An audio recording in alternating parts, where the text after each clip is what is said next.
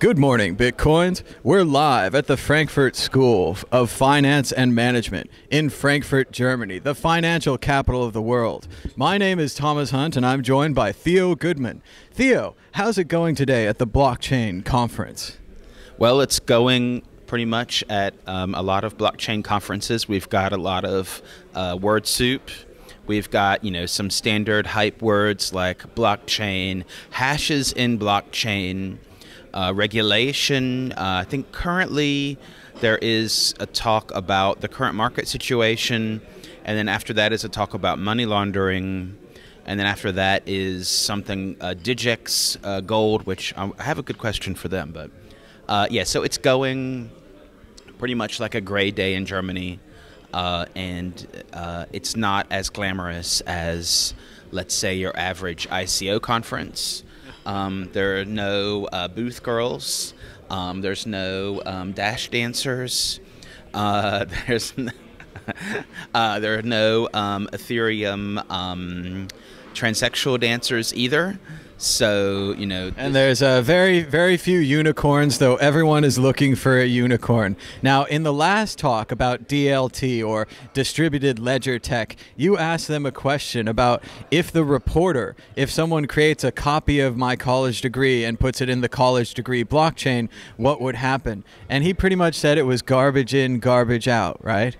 Yeah, but that's a pretty unsatisfactory answer, but he admitted that it just comes down to the authority. So that was an interesting talk, though. It was from some people from the government of Malta, and they said they're basically really open to a lot of blockchain things. And I just wanted to ask, because they talked about how they're putting hashes of university degrees in the blockchain, and how maybe you could do car deeds in the blockchain, and then you could more accurately tax people so they don't have so many cars on the road, and so on and so on. And then, more regulation, more controls, less freedom for people, making the world a better place. Right, yeah. So blockchain is part of the New World Order, and we're all going to get identifications that are injected into our blood. So it's not just like a metal thing that you inject. It's actually like, kind of a blood thing that... Anyway, no. They had a speech yesterday by IOTA where the IOTA guy said there's going to be millions of sensors all over the world with low-power CPUs, and these sensors are going to need to report everything about you and your world to the blockchain. Right, but just like in the IOTA example, we won't talk about the central validators of IOTA, but in the example of the Maltese government and the university, whoever's doing the hashing, then you still need someone to say this hash belongs to this document, because I could make the same document and just change the name and hash it in the blockchain and say, no, that's the real one. And so whose is the real one? He said, well, it's garbage in, garbage out, and that means that if it's the wrong input, then there's a faulty output. But that's not exactly true. I mean, it would be true that then the authority would say, well, that's the wrong one. But essentially, you still have a central point of failure in the sense that, you're still relying on that authority. So not a whole lot changed. But he admitted that essentially is not a whole lot changed. They still have to rely on the central authorities to say that's the hash. It gets slightly more transparent.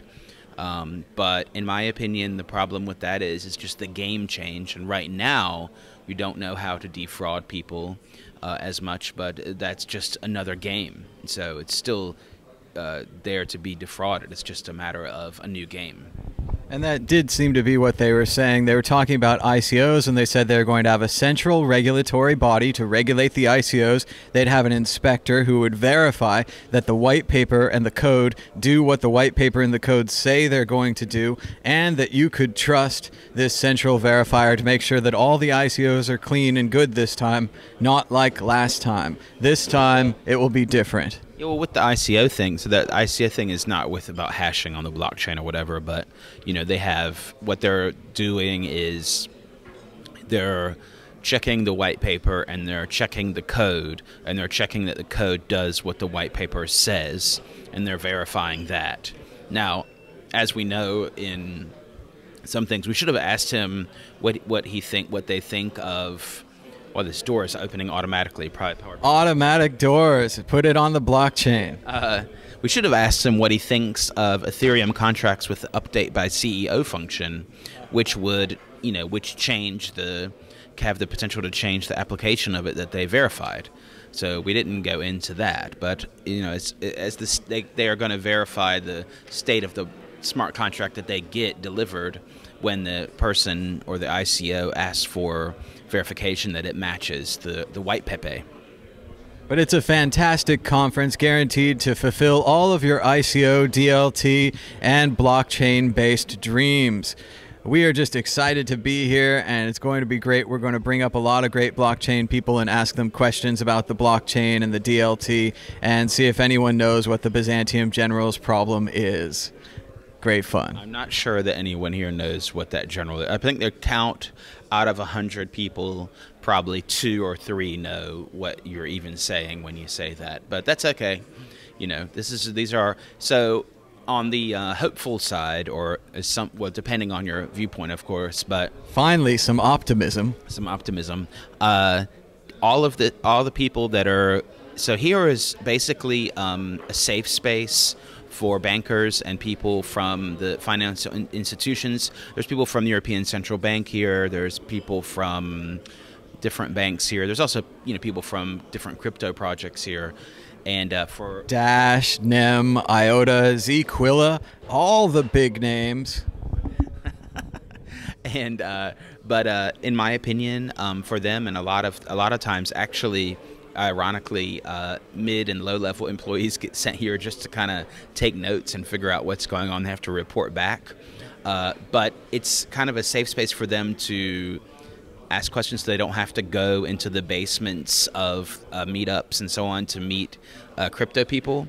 And it's an entry-level drug, because when they get exposed to blockchain and people also can detect bullshit after a while, and then they're going to be like, well, what is this? And then they're like, well, why is this, like, what is so different between this and Bitcoin and so on? They will, in my opinion, they will ask themselves those questions. So they get exposed to, quote, hard crypto as well, because it's just that instead of Bitcoin being, or gold, or I don't know what, politics being an entry-level drug for them into crypto, it's the other way around, where DLT, blockchain, and ICOs are the entry-level drug. And then when that burns away, or they see that there's a lot of bullshit going on, then they will look. I don't think they're they're fascinated with crypto nonetheless. I don't think that they will be done with crypto then.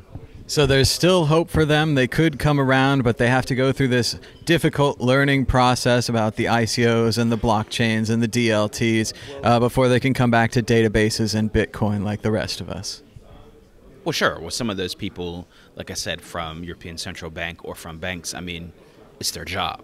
They work at a bank, and they're sent here to report on what's going on. So, but then they get exposed to things where they're like, you know what, my bank is actually really fucked up because I work there and I know that everything is really like backwards here. So maybe this is actually interesting. So that's what I've, in private conversations with people, those are the kind of reactions I've had in the past. So I still am confident that a lot of this blockchain kind of hype stuff is an entry-level drug for a lot of people. Well, we had it in 2014, then we had a big wave of ICOs and Ethereum that seemed to wipe it away, but now it's back again. Blockchain is the word of the day, and we hope to find some interesting people to interview for you today. So stay tuned to our exciting coverage from the Frankfurt School of Finance and Management. As the sign says behind me, German excellence, global relevance. Oh yeah, and you can even get your you can be a certified blockchain expert here. It's really cheap. I got to get one of those. It'll be a really valuable certificate. I can hang it on my wall. I can put it in a blockchain. You can. And they're even hashing these certificates in some kind of blockchain. I don't know what exactly, but it's a bonus. Definitely a bonus.